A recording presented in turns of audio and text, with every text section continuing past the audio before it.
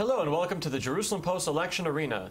Today we have with us Isaac Herzog, the leader of the Zionist Union, candidate for Prime Minister. Thank you for being with us. Hi, Gil. Let's pretend this interview is happening a couple weeks after the election. You've already clearly won. You received 5 more seats than Likud, and the president has just asked you to form the government. Who do you call first? Well, there are actually a few alternatives, and I think that the alternatives are good alternatives. Centrist parties who should be the center of their coalition. Will you turn to Prime Minister Benjamin Netanyahu and ask him to join your government and be your foreign minister? I don't rule out at all approaching Likud because to join my government, because I've said time and again that all parties, that I would say the Zionist parties in the center, can be part of my coalition. Actually, I said from Meretz all the way to Lieberman, but I think it comprises the Likud as well. But could you really see Netanyahu as your foreign minister explaining your policies around the world? I think that under such circumstances, the Likud will probably replace Netanyahu. In which case, you would have somebody else from Likud together with you. I've made it clear that I don't want to talk about coalitions the day after because we're all waiting to see the outcome and the results of the elections. In order for me to form a coalition, I need to be as big, as strong as possible. Okay, so let's say you've done that. The election went your way and you have a coalition that will back your policies. How do you then go to the Palestinians and make peace? I do not know what kind of Palestinian leadership, what's their mood, what will I find the day after.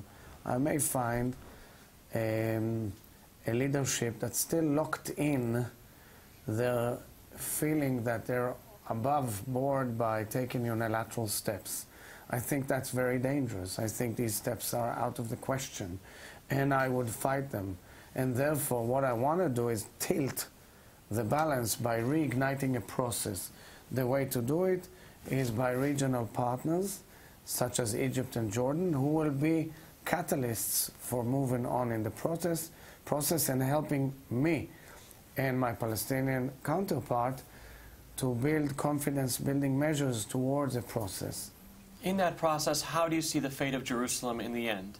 I'm not talking about Jerusalem at this stage. I think we're way, way backwards in terms of the relationship with the Palestinians. I think right now we're in a head-on clash, which is extremely bad for both parties. And therefore, I think, to start talking about the end core issues would be a bit obscure. I would not rule out starting the real process by discussing borders and security first.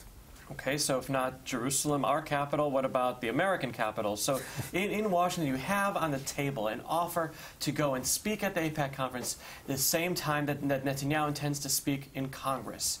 He is using... It's not the same time, it's just the day before, okay, by the way. So he's using that as an event to build up his leadership, and you're not taking advantage of an opportunity to build up your own leadership. I am considering it, and considering it seriously. I will know in the coming week or two. Okay, now you have been challenging Netanyahu to a debate pretty much everywhere. Yesterday, though, when Channel 2 said that all the candidates are invited, you said if Netanyahu is not coming, I'm not coming. It was an ill report. What we've said was that I must challenge Netanyahu and debate Netanyahu. And as for the questions of whether with all other parties, I've said, provided there is an empty chair there for Netanyahu, that it's clear for us that he is the missing party to the whole debate. Now, let's see what happens and what he is doing. Netanyahu's been avoiding me and avoiding the debate.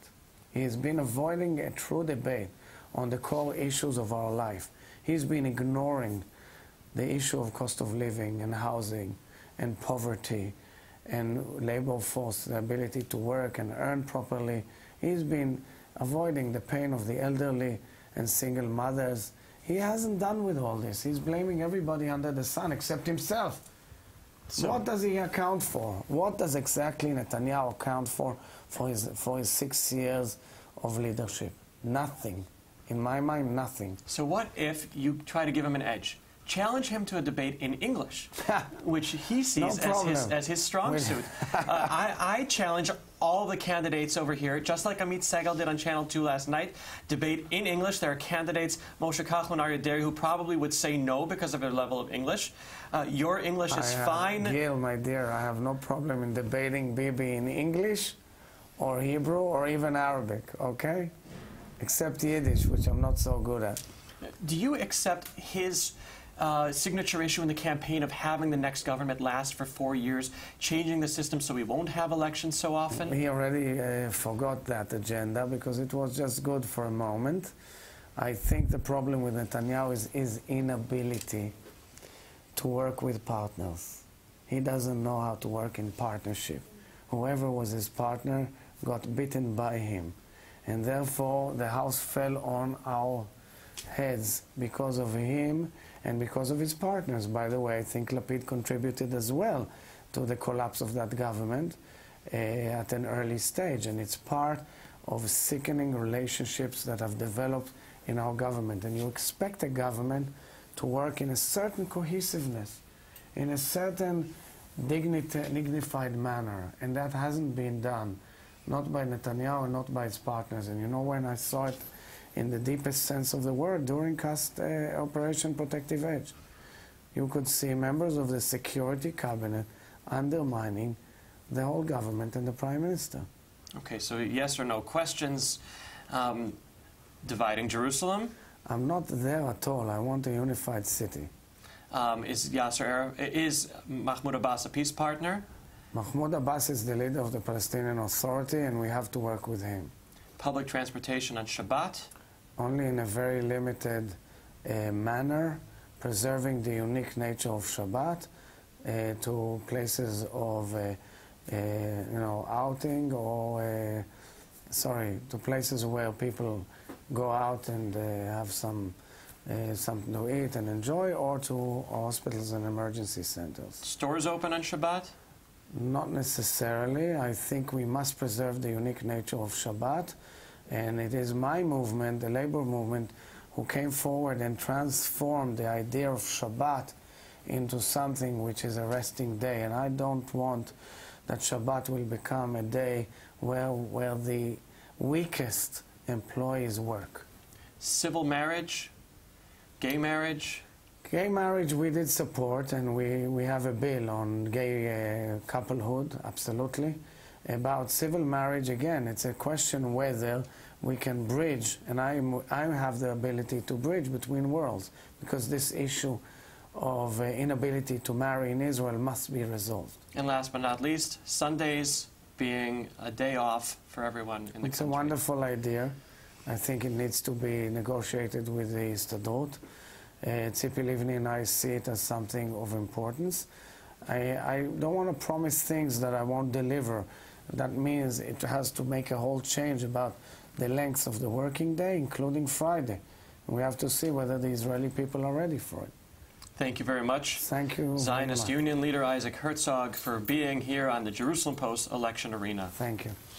And we will have more candidates coming up later on in this election campaign talking about the pressing issues of the day. Thank you for being with us.